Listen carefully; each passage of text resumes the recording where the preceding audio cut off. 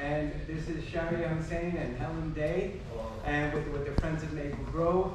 And the inscription downstairs says, "To speak the name of the dead is to make them live again." Now, there are 117,000 behind me. And the Friends of Maple Grove basically's mission is to say their names. And we've done that with walking tours, we've done that with events, with workshops, with lectures, with different kinds of things. And we continually try to find new ways to say their names. Because once their name is gone, then they're gone. And so we've been working. One of the things that we did was Spirits Alive, and that was almost 20 years ago. And Spirits Alive basically was to write a script on one of the people here and get an actor to perform by the graves. So we're moving on with having a whole different venue here. And what we're doing now is something based on Spoon River Anthology, which was written in 1915. And it is about basically a cemetery in another area. And I used that, and I took the scripts and we turned them into poems. So we have 160 poems. And this is the book so far. And we have a lot more to go. So this performance tonight is the beginning of that. We still want to do Spirits Alive, which is what we did outside, and we're bringing it inside. And we have, as I said, 160 anthologies or poems or prose to use. And it does involve a lot of research to create those. And we still have so many more to do. So this is the beginning of that. And we started also a theater group here.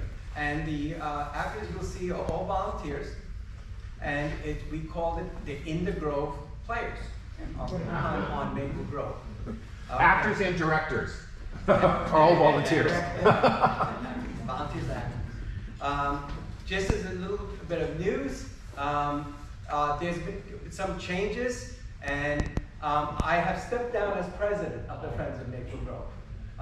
Basically title, and that will happen on June 16. I've been president for 12 years, but I'll still be here. Basically, it just dropped the title. And Sharia Hussein is our new president. And Helen will remain as our senior vice president. So without further ado, some housekeeping. Turn cell phones off, please. Yes, cell phones, please. Don't forget. Yes. Turn We have a reception. The Sunny and Cher Yes. thing. Yes, there'll be Why a not? reception afterwards Why not? downstairs. Okay. It'll be a little bit less than an hour. That's it, you know me. We'll be downstairs, and we have some wine and some snacks for everyone. We also have flyers outside the room of all of the upcoming events, of which there are many over the next month or so. So please take a look at that, take a look at our website. When we leave tonight, the gates do close at 6 o'clock for the cemetery, but we will open this gate if we're still here at 6 and make sure that everyone can get out. So no worries, we have the keys. Okay. Yes. So without further ado, enjoy the program. And in the program.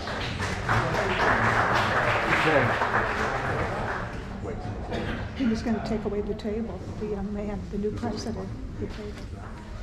Ladies and gentlemen, Sonny and Cher.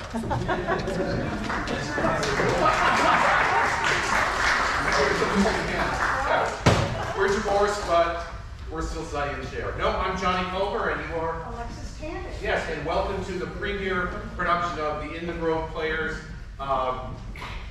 theater troupe. Exciting first show. And Alexis, have you done something like this before? A lot of times. Yeah, I've been doing this for years. I love putting play festivals together and directing actors in. Alexis, do you ever get the feeling that you're being watched by people behind you? All the time. Oh, there they are. Oh my, come here, Alexis. It's gonna wait for you.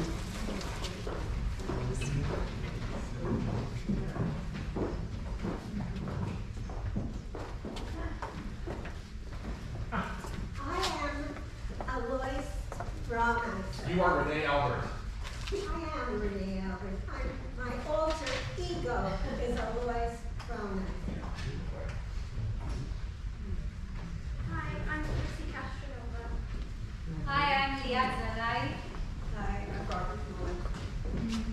Hello, I'm Charlotte Lucio. Hello, I'm Deborah Camp. Hi, I'm Norma Mondell. Hi, I'm Robin Deborah. And those are our performers who are going to tell you a little bit about some of the famous musicians and music-related people who are behind me here at Maple Grove.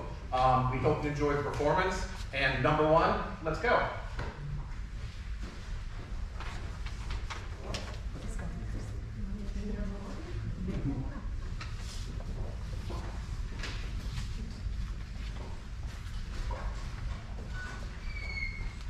So, I am known as Alois Bronizer. Born in Vienna, came to America when I was 10 years old. In adulthood, I concertized because music became my whole life. I concertized in Europe, Asia, Africa.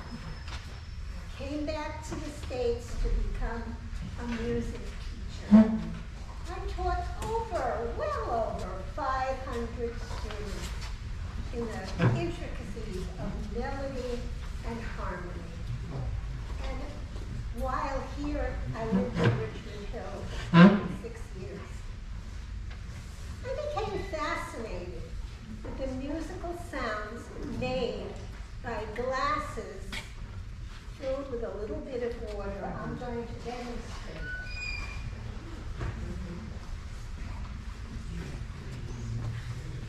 Glass, water. Pitch of the music depended on the level of the water in the glass. Finger, dip, run your own rhythm. I have not been able to elicit a musical sound. I just hear a little rubbing. I think we need very fine glassware to make it happen. But you could play with this at home. This will be fun. Take it to the dinner table with your family and concertize together on the musical glasses.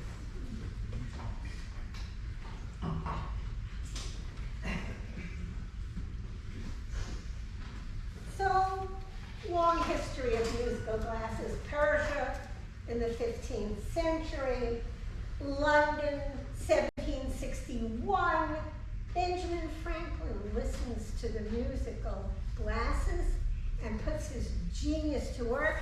He invents a machine, a long iron spindle with 37 bowls filled with different heights of water.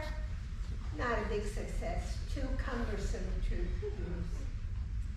Meanwhile, I continued teaching with my students, and I promoted the classicals on the water glasses all over the world. And I was working with my students, working on melody and harmony, when I received disturbing communication from several venues in Europe. Musicians playing the water glasses complained.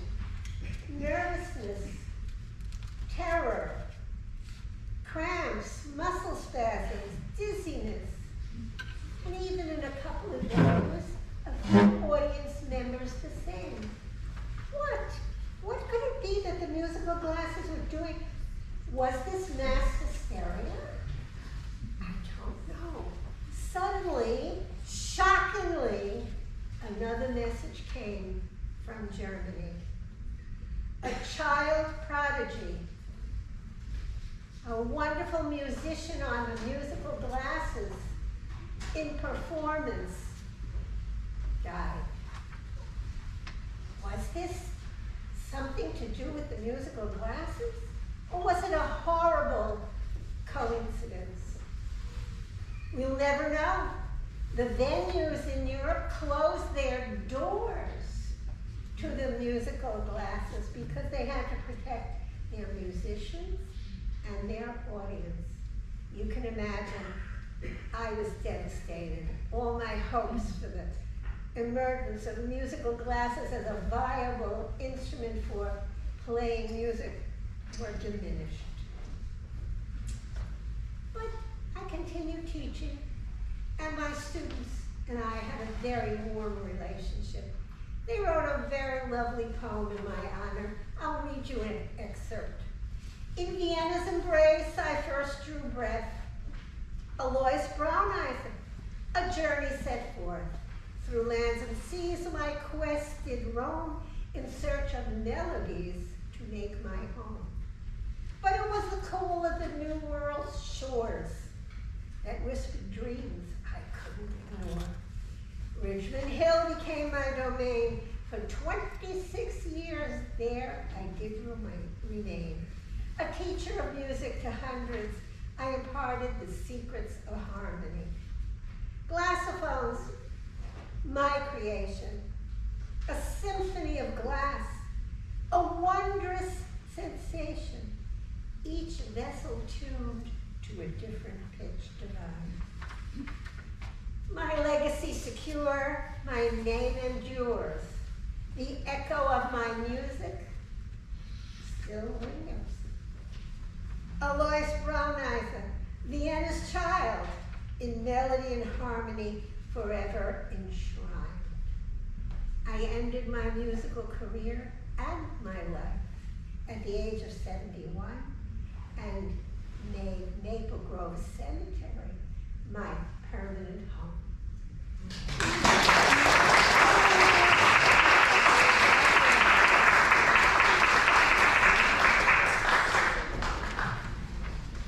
Hello, I'm Sarah Bernhardt, also known as the most famous actress the world has ever known.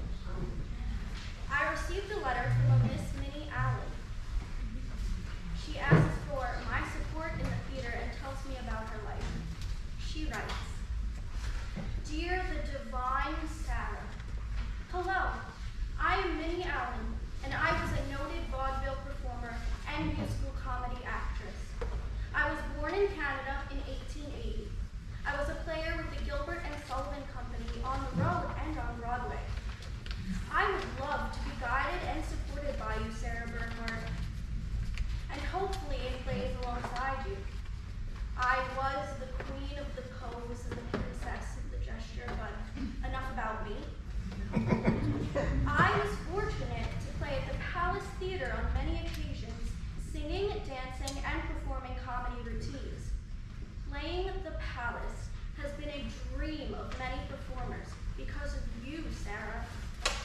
For many years, the Palace Theater was the preeminent vaudeville theater in the country, and an engagement in this theater meant that a performer had made it, thanks to you. The who's who of entertainment royalty have performed on this stage. In 1912, I was performing at the Grand, Keith's Vaudeville. A newspaper review noted, Miss Minnie Allen is one of the headline features. She is a little comedian of dainty and comedy personality who sings a repertoire of songs written for her exclusive use. They are all constructed on comedy lines and enable Miss Allen to display her unusual versatility. During the rendition of her singing numbers, she shows her aptness as vocalist, pianist, magician, dancer, and dialectician. My last public appearance was on the Milton Berle TV show in 1951. For many years, I have been active with the Actors Fund of America and National Vaudeville Artists, Inc. I married William J. Montgomery at the Friars Club in Manhattan. Billy Montgomery was a $1,000 a week headliner in vaudeville and part of a musical comedy team of Montgomery and Moore. We divorced, and Billy turned to drinking later in life. Oh. We found his lifeless body wearing the clothing of a shabby derelict in a vacant lot in Patterson, New Jersey, with just a few pennies in his pocket. My final marriage was to Arthur Conroe, whom I stayed married until my passing in 1960 at the age of 80. Arthur buried me here at Maple Grove, and when he passed in 1963, he was laid to rest with me. Thank you for taking the time to hear about my career. Admiringly, Minnie Allen. I did wind up working with Minnie Allen, and she was a pleasure to work with, and I hope that reading this letter from her can celebrate her contributions to the theater at her final resting place.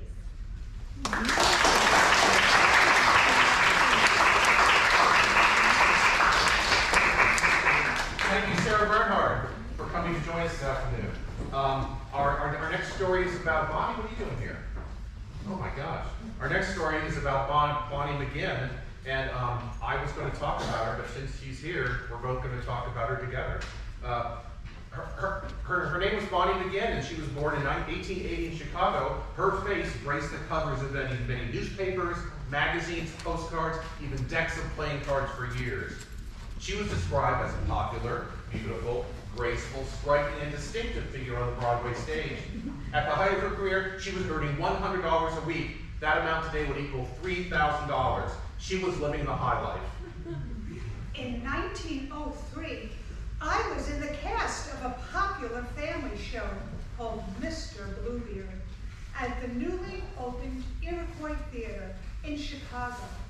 It was described in newspapers as the most beautiful theater in the United States and described as being absolutely fireproof. The Iroquois had a capacity of 1,602 people with 3 audience levels. On December 30th, 1903, I was performing at the matinee performance of Mr. Bluebeard, and we had a sell-out audience. The standing room areas were so crowded that some of the patrons sat in the aisles. The second act had just started when an arc lamp at the back of the stage ignited a muslin curtain. The star, Eddie Foy, rushed to the stage and pleaded with the crowd to remain calm as they started the evacuation, but when pieces of burning embers began to fall around Mr. Foy, a panic began and a mad rush to the exits began. Sadly, the building was not fireproof, as mentioned, and failed to follow many codes of safety. Some doors, windows, and gates were found locked, and fire escapes were left unfinished. I joined the other dancers and performers in my stocking feet, and we fled through the entrance at the back of the theater. Mr. Foy was also able to escape, had to crawl through a sewer. In the end, oh, this is awful, I can't say it. Crawl through the sewer. In the end, bodies were piled 10 high around the doors and windows. Doors didn't push out today like they did, like today, but you had to pull them open, and the crush of people against the doors made it impossible to open. Over 600 people died in that terrible fire. Oh my gosh. Yeah, it's something, huh? Most were women and children. The entire world was in shock. This fire was listed as the deadliest fire in the theater and the deadliest single fire in the United States. Bonnie was told about the strange sight at the theater involving the dressing rooms. Ugh, Bonnie. Even though the door was burned off and the flames had entered and consumed many items, her dressing table was left completely untouched. Her clothing, her trunk, her purse, jewelry, and even your fur muff you left on your chair was untouched. My career continued for a few more years as I fell in love with a multi-millionaire, John T. Davis. It proved to be a scandal, as he was a married man. John's wife sued for divorce, and I was named as the other woman. It was assumed I would become his wife, but it never happened. Then 18 years later, I was forced to sue John for a breach of. In my complaint, I stated that John had made numerous marriage proposals, but continually changed his mind. In exchange for releasing him from his marriage proposal, he promised me payments of $300 per month for the rest of my life. But he stopped payment in 1922, and I was forced to take him to court. We quietly reached a settlement, and the story faded away, as I faded away from the limelight. Once her name was mentioned as a bright light on the theatrical stage, and she came to rest here at Maple Grove with her father in 1964. Note to everyone in here, never work at a theater in Chicago. So thank you, Bonnie.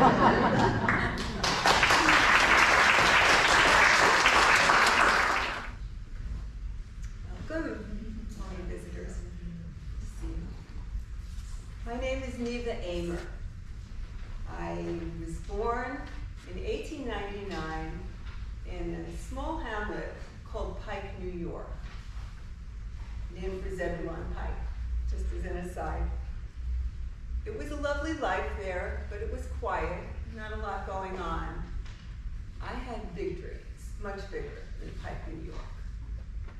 I began to be recognized as a child as having talent in singing and dancing and acting, and I had a lot of self-confidence, and my timing was lucky. By the age of 11, which was 1900, we were in the height of vaudeville, and boy, oh boy, did they welcome me in, and I had the most wonderful career. At the age of 11, I was starring in vaudeville productions. I became the vaudeville partner to Sam Bernard, who was a wonderful performer and also a star of stage and screen, and very kind to me. He looked out for me. I was a kid, and Sam was wonderful, and I loved hearing his British accent. It was very exciting to me. I was having the time of my life. I was welcomed. Everybody wanted to know me. I got to meet the most wonderful people. It was just a fabulous life, and we did so many productions together. It was just great. A highlight was in 1909, a show called Reindeers. And what I mean by that is rain, the kind that falls from the sky. And it did. On that stage, the show told the story, the fable of the grasshopper and the ant. And it was told in 5 scenic tableaus. The last of the 5, which became very famous, was a situation in which I was the star, and I had a line of 8 singing and dancing girls beside me, behind me, and we were dressed in rubber hats, ponchos, rubber boots, and it's like the skies opened up and poured down on us, splattered all over the stage, and no one had ever seen anything like that in a theater. It was a masterful work of staging. And it was done by the brilliant Ned Wayburn, who was our dance coach, our choreographer, and did the staging. He did hundreds of shows, including all of the Ziegfeld Follies. And he is credited with developing the talents of such stars as Fred Astaire, Barbara Stanwyck, and Fanny Brice. It's just wonderful. In 1907, I was involved in other headlines, though not for my talent. We had a bona fide tabloid scandal, and what it involved was 2 famous boxers vying for me. Young Corbett III and Jimmy Britt, welterweight and featherweight, and it got nasty in the press. And you couldn't look at a paper any day and not see something about the 3 of us. You know, they say any publicity is good publicity. I don't know, but neither of those was the man for me. Some years later, I was at the height of my career. I was in Washington, D.C. working with Sam. We were doing a show, and I met Winnie O'Connor. He was a famous jockey, and it was love at first sight. And Winnie and I just knew I was really at the top of my game, and yet I knew it was time for something else, and I just wanted to be with Winnie. I walked away from my career. Winnie and I were married. We moved to Europe. We lived in Spain from 1916 to 1930, and we had a lovely life. After a while, after that time, we decided it was time to come home to America, so we did. We moved back, and we lived in Jamaica, Long Island. For a time, it was a wonderful, quiet time. We left everything, just our own happy life together, but it didn't last very long. You've heard about the Palace Theater. It was the heart of vaudeville. That was the epicenter. It was fabulous. In 1932, the Palace converted to showing only cinema, and they called that the death of vaudeville. Well, my life was so linked with vaudeville, I also felt that I had lived a blaze, and then it went out. And 1932 was the year of my death as well. And it was fitting. And now I've come to rest at Maple Grove.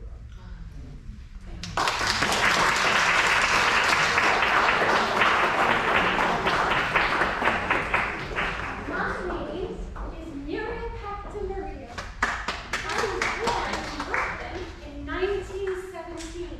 It was a time when dreams seemed as vast as the city itself. From a tender young age of 3 years old, my heart pulsed to the rhythm of dance. It was a passion that guided me throughout the years into my adulthood. Upon the stage of Radio City Music Hall, I found my home as a ballerina, not among the famed Rockettes, but within Radio City's Corps de Ballet. For 42 years, we graced the same program, a troupe dedicated to artistry and precision. On December 27, 1932, Radio City Music Hall had its grand opening. It was a beacon of hope and culture amongst an era of the dark Great Depression. It brought joy, hope, and purpose to people coming within the theater. It had seats for 5,960 audience members. It became my sanctuary, my home, my canvas for expression. Under Roxy Rockefeller's visionary leadership, we danced amidst the whirlwind of creativity. Each week brought a new spectacle, demanding perfection in every step.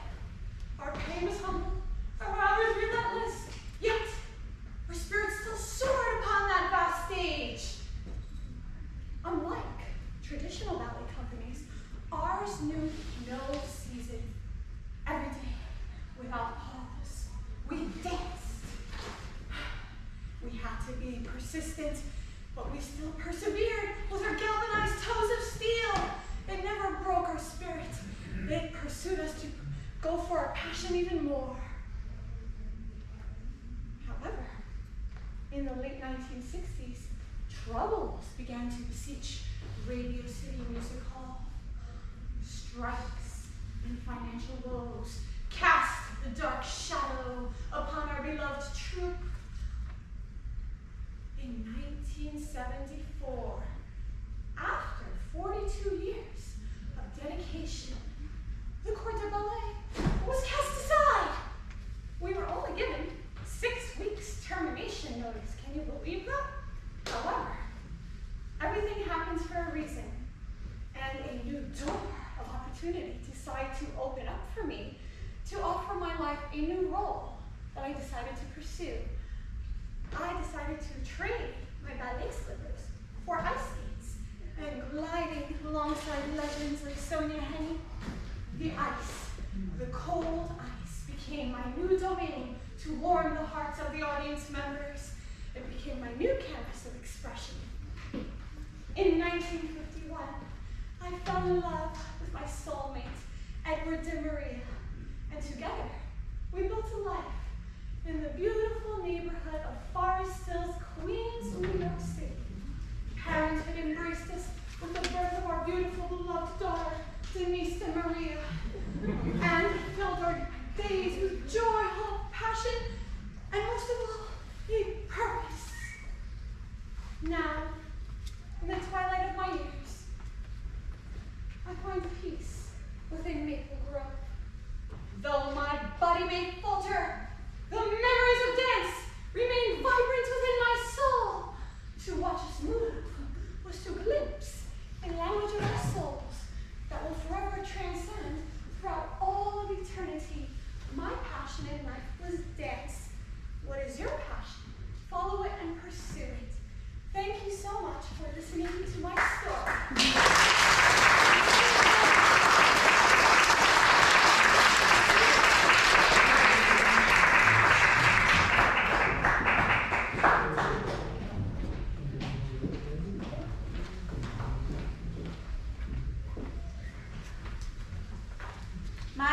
Lorraine D. Wood. I was born in 1920 in Wisconsin. My parents were Albert and Sophie D. Wood. My father was born in Syria and loved to sing and perform in front of a crowd. I attended St. John's Cathedral and West Division High School. I blossomed and many took notice of my striking beauty. When I was 18, I was one of 27 candidates vying for beauty queen at a Syrian American pageant. I was awarded Miss Syria with a trophy presented by the handsome Hollywood actor Tyrone Power. And I was crowned the most beautiful Syrian girl in the United States. I set my sights on Hollywood and became a lounge singer. I was known as a sultry, raven-haired nightclub singer with a throaty singing voice and sang in many clubs from Miami to New York. I also recorded several songs. In 1943, I signed a picture contract in Hollywood and performed in 2 motion pictures. The first film I acted in was a musical comedy with actor Edgar Bergen called Song of the Open Road. 2 years later, I performed in The Bullfighter with comedy legends Stan Laurel and Oliver Hardy. When World War II began, I was proud to sing and entertain our brave fighting servicemen at the Hollywood Canteen. I even received a plaque from actress Betty Davis for my work there. It was during the war that I met John Lester Meade, a naval officer who became a wealthy Chicago attorney after the war. He bought a yacht with his partner that he met during the war and christened it La Tirana, which means the tyrant in Spanish. John spoke some French, Spanish, and Italian, and his nickname for me was La Tirana during our 6-year acquaintance. John proposed marriage, but I broke it off when I received a letter from his wife. I was determined to move on and focus on my career, but then the following year, I was thrown into the spotlight when John was murdered in Cuba. A 21-year-old exotic dancer named Patricia was charged with his murder. She claimed that John had beaten her, and she shot him in self-defense. When I was questioned if John had ever harmed me physically, I said, he never beat me. I would have broken both of his arms if he had. And then life brought me to New York City, where I was performing at the Greenwich Village Inn, receiving $1,250 a week for my performance. This is equal to $21,000 today. A week, $21,000 a week today. Well, I continued my career and I played at the prestigious Schubert Theater and many clubs. In 1948, I met a New York City physician named Dr. Harold Wadrow. We married and we raised 3 beautiful children together until 1963 with his sudden passing. I was lucky to find love again one more time and married Thomas C. Sophia about 30 years later. And after 90 years of excitement and memories, I came to rest here at Maple Grove. Thank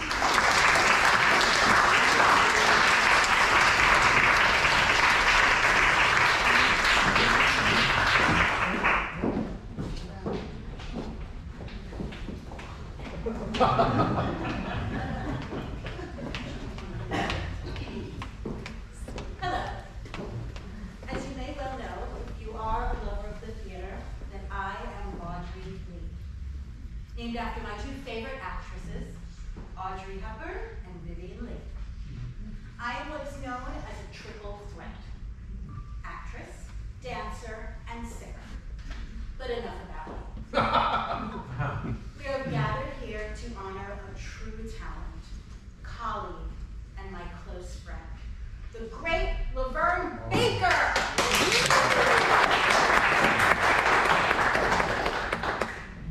Darling Laverne was born Dolores Baker. Can you believe it? Dolores. Well, Edith Herskovitz. That does not leave this room. She was born November 11, 1929 in Chicago, Illinois. As a teen, she got her start singing in local clubs, like the popular club, the Delisa, where she had the unfortunate nickname, Little Miss Sharecropper. It was at that time she joined Todd Rhodes' orchestra and became Laverne Baker.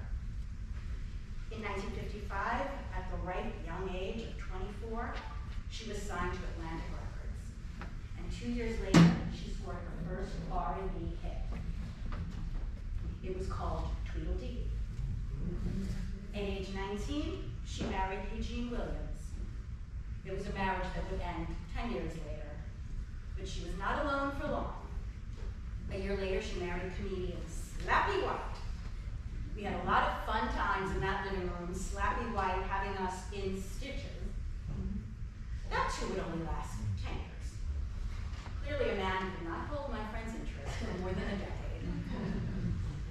She started her own band called the Gliders and had several hits on the R&B charts. A woman in the 1950s. She really did shatter that glass ceiling, selling over 1 million copies of many of her hits. No more Little Miss Sharecropper. She finally made it to TV, but not just any TV show, the Great Ed Sullivan Show.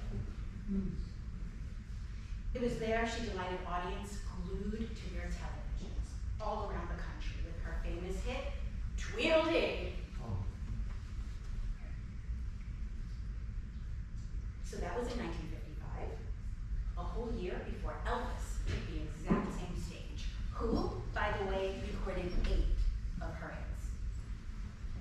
In 1958, she recorded her crowning achievement, I Cried a Tear, which soared to number 6 on the pop charts.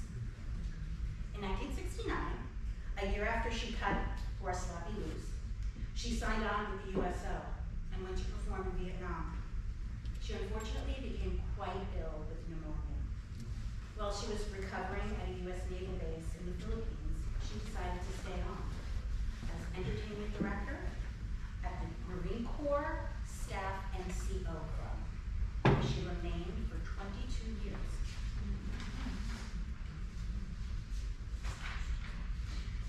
In 1988, she performed at Madison Square Garden for Atlantic Records' 40th anniversary.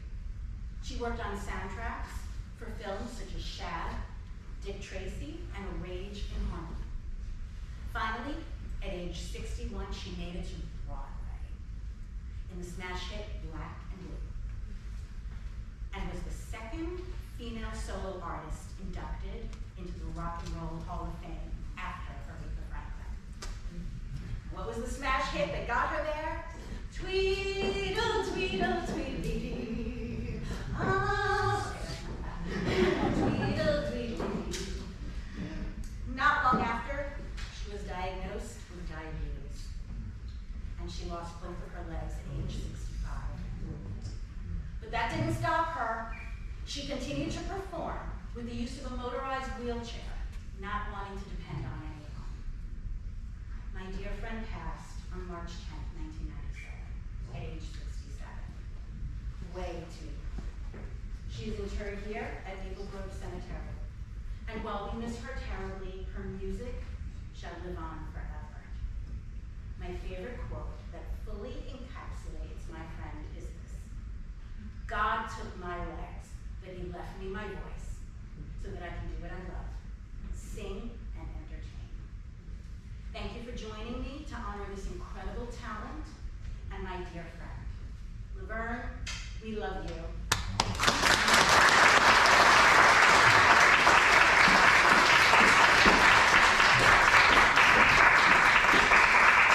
Here's a question for you. Does anyone know the answer to this? In 1966, Laverne Baker recorded the song based on what superhero? 1966. Batman. And what was the name of the song? Batman to the Rescue. That's it. So listen to it on YouTube. On YouTube. Okay, let's keep going. I am Marie Van Holder. I am Dutch, and I'm blessed with a soprano voice. I was born in 1861 in Amsterdam, Holland. My father was a composer and a piano teacher. My mother, on the other hand, couldn't even carry a simple tune. My father recognized my talent and took me to the United States of America, where I was a student in the New England Conservatory of Music in Boston, studying under the famous master, Signor Augusto. He was my singing teacher, a composer and a conductor. He conducted a concerto when I was Lizard. He said that I was one of his best pupils ever. And he said, I'm going to have a successful career. My operatic debut was in Switzerland, followed by an expensive tour in Germany and in Holland. My operatic repertoire was Elizabeth in Wagner and Leonardo in Beethoven. My voice may be a prima donna soprano in the Royal Theatre of Amsterdam. I was performed in front of Queen Wilma. The Queens received me in the most generous and complimented my voice. Truly, it warmed my heart. And it rewarded me for many and long years which I have spent in a hard study. I later on engaged to sing in a wedding of the daughter of one of Berlin's billionaires. I was stunned to learn that the German Hazer was among the guests. Since then, I've given up my operatic singing career and I returned to the United States to become a teacher. Later in life, I was asked, do I miss this whole life when I used to sing in front of kings and queens? Honestly, no. I wanted to live humble. Back then, it suits my life, but I miss the joy. Now that I live humble and I'm teacher, I can say I lived a full life. In 1935, at the age of 74, I was attending the Mass in St. Patrick Cathedral when I was struck by the heart attack! And I came here to be buried in Maple Grove next to my beloved father. Thank you.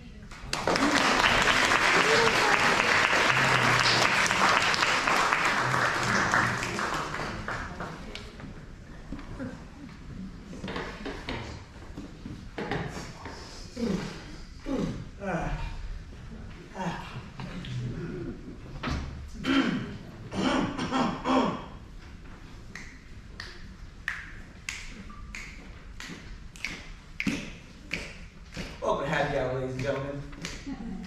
Oh, keep it going. Keep it going. Could have been anywhere in the world, but you're here tonight.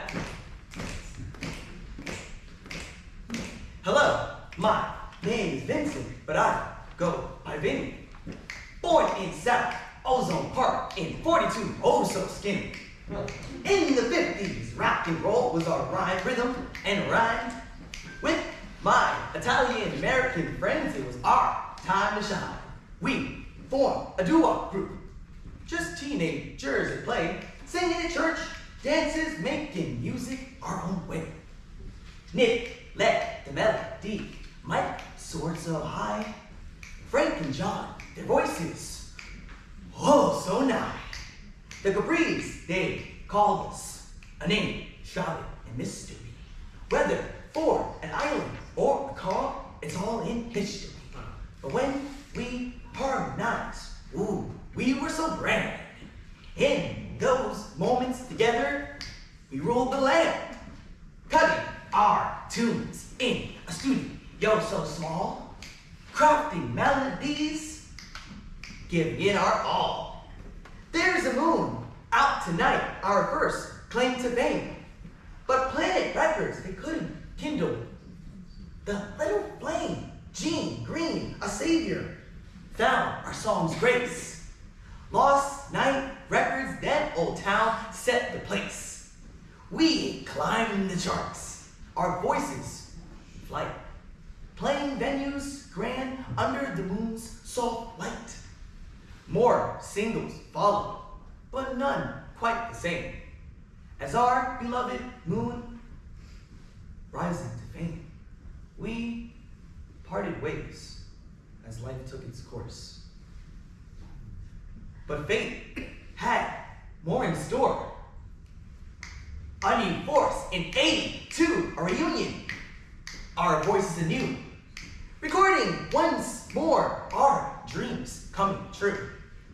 There's a moon, out again we sang with delight, and Morse code of love, a new hit had taken flight. Manhattan transfer embraced our song's hands. Inducted into the hall, our voices now heard the Capri's legacy in every sweet word. So here I stand in the echoes of time, a singer, a dreamer, with stories sublime. The highs and lows, our journey's been bright. For in music's embrace, there's always a moon out tonight.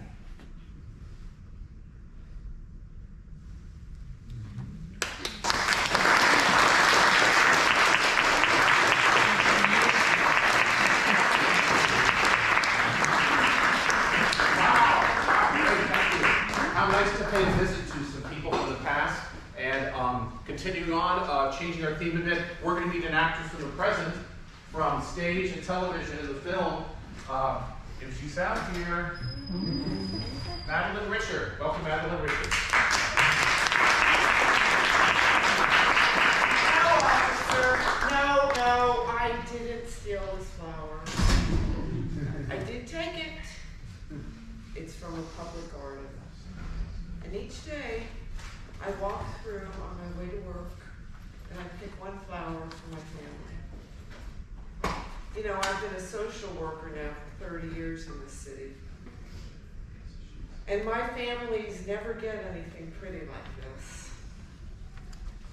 So no, I'm not stealing it. What I'm doing is I'm bringing a little joy to my families. You say, well, this is not a good example for your client. I said, this is for my families. They don't get pretty things or inheritances or love letters or anything like that. They get a lot of trouble. Weeds. They're weeds. They pick them and they grow back and they pick them. They don't get nice things. They get things like eviction notices and fines and suicide notes and drug addictions. And they don't feel comfortable coming to the garden. They feel out of place because everybody looks so pretty. And the mothers have their nice baby carts and the joggers and everybody's got a $10 cup of coffee. They say, you know, we don't fit in here. $10. So yeah, $10 for coffee. So when I bring them a flower, I'm saying to them, you're important. We love you. You do belong in the garden. You do belong in the city. But yes, officer, I know that we shouldn't pick the flowers from Maple Grove. Thank you.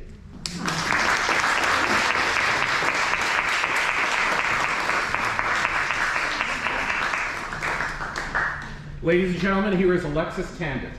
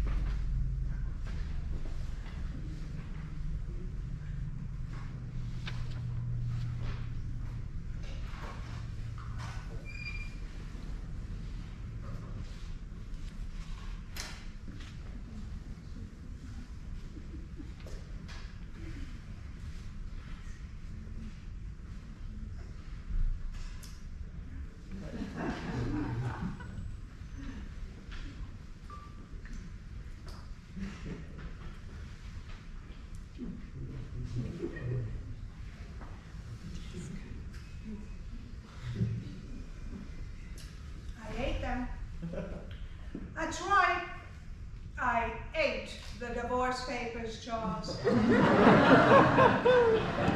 I ate them with ketchup. And they were good. Good.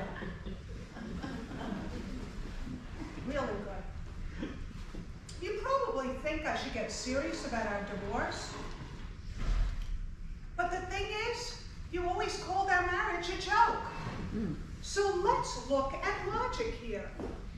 If A, we never had a serious marriage, then B, we can't have a serious divorce. No, we can't.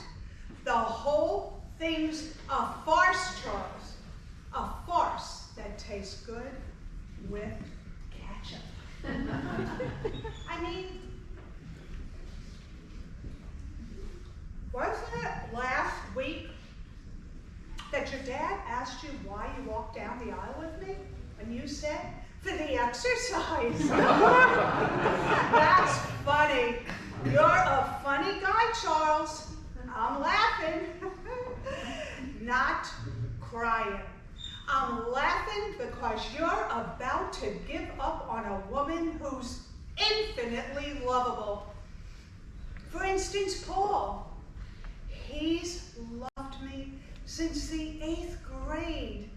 Sure, he's a little creepy, but he really loves me. He's made 127 passes, proposed 47 times, and written over 200 original love sonnets. He sees something in me, Charles, and he writes it down in metered verse. And that's not something you find every day. Someone who really loves you for who you are. I would never ask him to sign his name to a piece of paper, promising to just throw away anything we have. But that's what you're asking me to do, Charles. You're asking me to sign away my right to that sweet voice, Charles, those baby brown eyes. But I don't want to lose that. I don't want to lose you. I won't lose you. I will you. I've written you a sonnet. Shall I compare thee to a summer's day? Thou art more lovely and more temperate. Strong winds do shake the darling buds of May.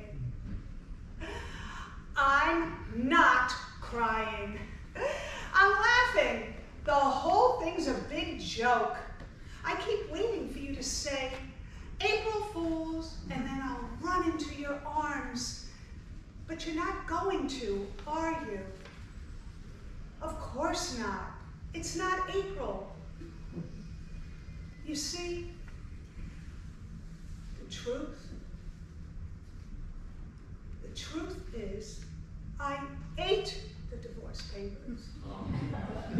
I ate them because I can't stomach the thought of losing you.